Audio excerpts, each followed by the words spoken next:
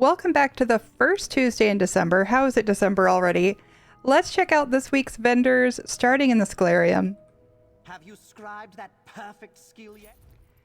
All right, Bound Affix Script Courage adds courage, a buff increasing weapon and spell damage. Bound Focus Script Taunt adds a taunt. And Bound Signature Script Fencer's Parry adds deflection of next direct damage attack. All right, let's head down to the Imperial City sewers. All right, we've made our way into the sewers. Let's see what the Telvar Merchant has for us. This is all Okay, first up, we have Galen treasure maps for 6,000 Telvar each. I don't recommend this. Galen has a couple good things, but not worth 6,000 Telvar in my opinion. Galen brings us Back Alley Gourmand, Bastion of the Droif, and Phoenix Moth Thurge, as well as a chance for leads for the Eldertide Shoulders and the Petrified Tree Bark Tablet, which is part of Barkroot Blessing. But other than that, there's not a whole lot, so I think I would just stick to the Guild Traders on this one. Our scripts, we have Bound Affix Script Brittle, adds Brittle, a debuff increasing critical damage taken. Bound Affix Script Expedition adds Expedition, a buff increasing movement speed. Bound Focus Script Multi-Target adds a multi-target hit. And Bound Signature Script Assassin's Misery adds improved use of status effects. Next, we have Fragment of the Thorn. This is one of 5 pieces of Silver Bolt's Vibrant Yellow skill style and drops from the final boss of Castle Thorn. We have Galarian Necklace and Ring. And then our first lead is Harmonic Bismite. This is part of Music Box Hermit Crab Dance, one of 5 pieces. And this one just drops out of ore nodes in Solstice, so I don't know that it's worth 25,000 Telvar. I think time spent farming nodes versus time spent farming Telvar, you are more likely to get the lead farming ore nodes in a much shorter period of time than getting 25,000 Telvar. I'm not a PvPer, but I think even if you're good at it, you'd have a better chance with the ore nodes. All things considered, time for time, right? All right, and then our next lead is Wide Barbed Shank. This is part of Death Dealer's Feat. This one is found from Craglorn Anomalies in that final chest. There's not a whole lot of people doing these anymore. They're not that difficult either. I mean, they were created a while ago, back way before the power creep. So I don't know that this one's really worth it either. Maybe just for ease, so that you don't have to, I don't know how many you would have to kill to get it. But 25,000 Telvar still seems a little steep for something that's not quite that difficult to get, but that one is totally up to you. All right, and then we have Soldier of Anguish, Necklace, and Ring. Okay, time to head over to Infinite Archive. All right, let's see what Filer Ul has here in Infinite Archive. All right, first up we have Rothgar treasure maps. Yet again, I don't recommend getting these. They're going to be a couple hundred gold from Guild Traders. But if you're curious, Rothgar gives us Briarheart, Mark of the Pariah, and Trinimax Valor, as well as a chance for one of 4 book furnishings. Now keep in mind, you do need to know the eidetic memory of these books before you can find them. If you're not sure how that works, we have a link to an article below. All right, Bound Affix Script Brutality and Sorcery adds Brutality and Sorcery, buffs increasing weapon and spell damage. Bound Affix Script Uncertainty adds Uncertainty, a debuff reducing weapon critical damage. Bound Focus Script Pull adds a pull.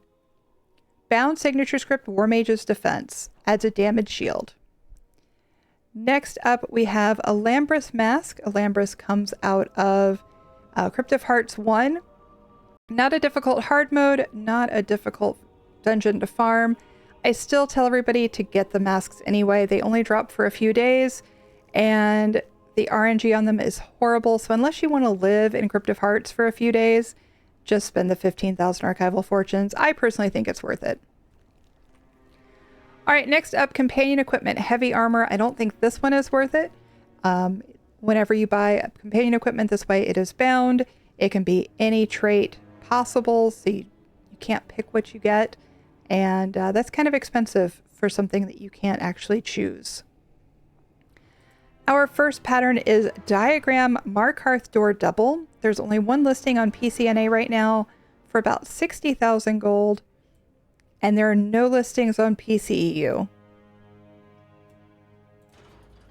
So it is rare enough. I definitely think it's worth it. Next up, Disgusting Spoils. Consume 25 Disgusting Spoils to unlock the Scheming Skeever's achievement and the Malographic Skeever pet. This is a guaranteed drop if you just do your dailies in Infinite Archive. You need 25 of them. Buying them at 3,000 archival fortunes apiece is not the best way to do it. Just do your dailies. Next up is Fragment of the Vampire Lord. This is one of 5 pieces for Mist Form Violet Purple skill style. This one might be worth it because it drops off the final boss from the trial, Kyne's Aegis in Western Skyrim. So unless you have plans to run the trial, if you don't have this one, it might be worth 10,000 archival fortunes just to avoid having to run the trial. Now remember, it's a guaranteed drop. It will drop in normal, but yeah, this one might be worth it. It does look like there's a little bit of a discrepancy. In the tooltip, it says violet purple. In collections, it says lilac purple. They are the same thing. All right, next up we have our leads. The first one is Blackened Moonstone Rivets. This one is part of Rakat's Void Mantle and drops from bosses in Rimmond's Necropolis Public Dungeon in Northern Elsewhere. And then we have Tonal Pivot Joints. This one drops from the Forgotten Waste Public Dungeon group boss in Vardenfell. Neither one of these is super difficult to get. You'll just have to farm for a little bit in these public dungeons. Next up, we have the book Ode to Varmina. This one drops out of Bastion Nimics. Is anybody running Bastion Nimics anymore? I don't even know. Anyway, it drops from Bastion Nimics. The eidetic memory is in Telvanni Peninsula in Alavelis. Just a regular looking book. If you need it, it's here for 1,000 archival fortunes. Personally, I'd rather do that than have to brave Bastion Nimics over and over again until one drops. Our next pattern is Argonian Curtain of the Nest. There are 5 listings on PCNA, ranging from about 17,500 to 30,000 gold. There are a few more listings on EU for about half the price, as we see on NA. I still think 2,000 archival fortunes isn't bad for it. And then our last pattern is Redoran Stool Fungal Cushion. This one ranges 35 to 45,000 on PCNA and PCEU. It's about the same price. So I definitely think this one's worth getting as well. Our second book is Last Edition of Bickus Muse. This one drops from Infinite Archive. The eidetic memory is also in Infinite Archive. And then finally, we have Writhing Hajmoda Scale. Consume 25 Writhing Hajmoda Scales to unlock the Wormwrithe Hajmoda Hatchling achievement and the Wormwrithe Hajmoda Hatchling pet. If this looks familiar, it's because these were the fragments dropping from the Writhing Wall event. Guild banks are being overrun by them. You can see that not only have I gotten the pet, but I have 26 extras in the bank. And I bet our guild bank has even more. So before you buy any, ask around. Ask your friends. It's good that this has gotten into the rotation. Eventually, those extra pieces are going to run out, and we'll be happy to see that. But this week, no. No, ask your friends. Don't spend the archival fortunes. All right, we are about to run some Infinite Archive to see what new is dropping this week. We just wrapped up 2 arcs of Infinite Archive, and it looks like this week we have gear dropping from Alakir Desert. That includes Order of Diagna, Robes of the Withered Hand, and Swordsinger, as well as from Murkmire, which includes Brightthroat's Boast, Champion of the Hist, and Deadwater's Guile. That's going to do it for this week. We'll see you in the next one. Are we? No, every time. Every freaking time. Just gotta steal the show, don't ya?